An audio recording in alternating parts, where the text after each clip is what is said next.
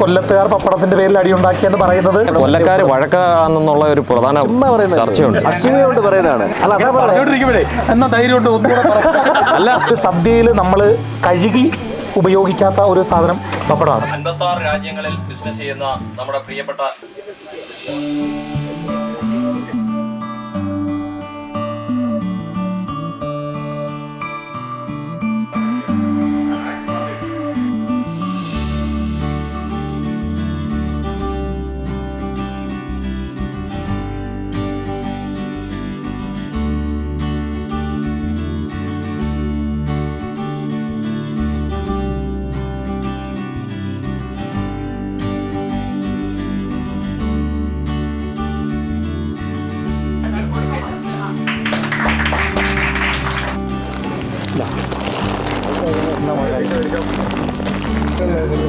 ഗംഗയുടെ ഒരു സംരംഭമാണ് സദ്യവട്ടം എന്ന പേരിൽ നമ്മുടെ വീട്ടിലേക്ക് ആവശ്യമുള്ള, പ്രത്യേകിച്ച് സദ്യക്ക് ആവശ്യമുള്ള സാധനങ്ങളെല്ലാം നൽകുന്ന ഒരു കേന്ദ്രമാണ്.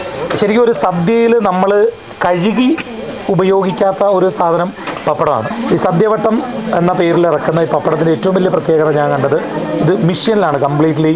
പുറത്തു നിന്നുള്ളൊരു കൈകടത്തൽ ഇല്ലാത്തത് കൊണ്ട് വളരെ ശുദ്ധമായ രീതിയിലാണ് ഈ ഒരു പപ്പടം തയ്യാറാക്കുന്നത്. പപ്പടത്തിൻ്റെ പേരിൽ അടിയൊങ്ങാണ്ട് ഉള്ളാതോന്ന് അറിയത്തില്ല കേട്ടോ. ഉള്ളാണോ?